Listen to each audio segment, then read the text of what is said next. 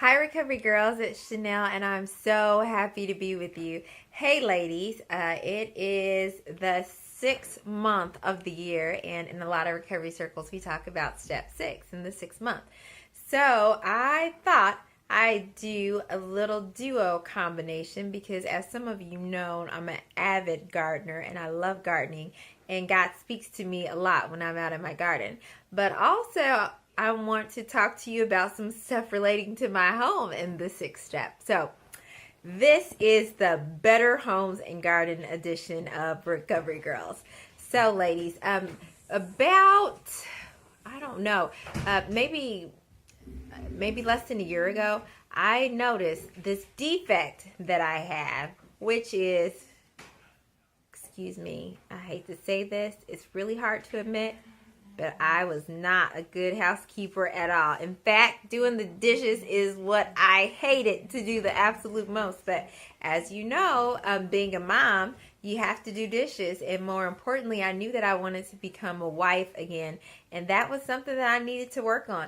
But you know, ladies, there came a point in time, actually several points in time, when it was clearly obvious that I did not have the wherewithal to make myself do something that I knew was right. And that is why we have the steps. We admit we're powerless. Sometimes we're powerless over the fact that we don't want to wash the dirty dishes.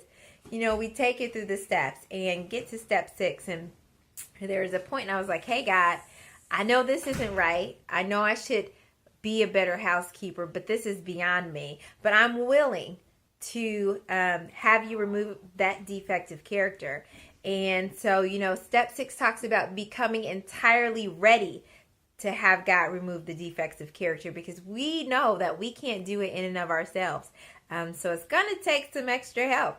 And, you know, but when we become entirely ready, when we are sick and tired of being sick and tired, and we're sick and tired of doing the same old thing, getting the same results, and that's insanity, we can say, hey God, I can't do this, and I'm going to allow you to remove this.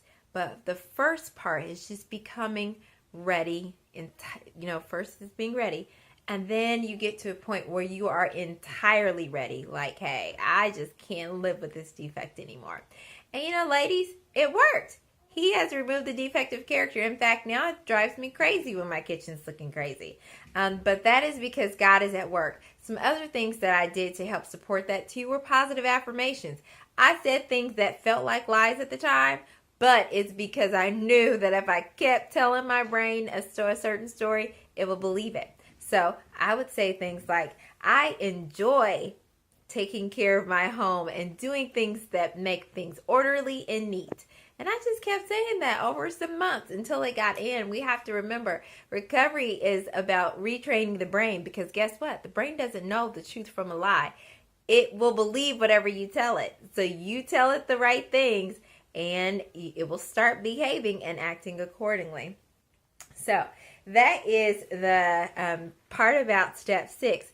Now I want to talk to you about some gardening stuff and how, to me, planting perennials, which are the flowers that come back year after year, is kind of like recovery. So when you first go buy the plant and you plant it, this is my experience. I planted and I'm like, oh, I can't wait for these hydrangeas to pop up.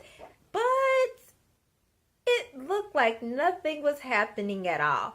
And so I'm just kind of staring like, are you going to grow or what? And initially they didn't grow. And what I found out about perennials is that when you first plant them, they do something called sleep. So during this sleep process, nothing is going on above the surface. But what is most important is big major stuff that's happening below the surface.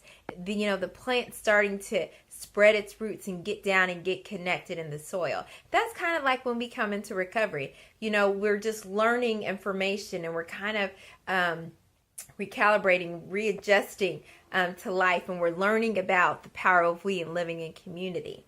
And then with plants, after they start, look like they're sleeping, they start to creep. And when they start to creep, you see a little bit of fruit, you see a little bit of blooming, a little bit of blossoming. But then, so you're starting to see some change. That's like when we're progressing through the steps. But it's not at its full capacity. It's not budding or blossoming fully yet, because while some of the energy that's been used can be seen with the buds and blossoms, it's still getting its roots, deep into the ground and continuing to expand that network. But guess what, ladies?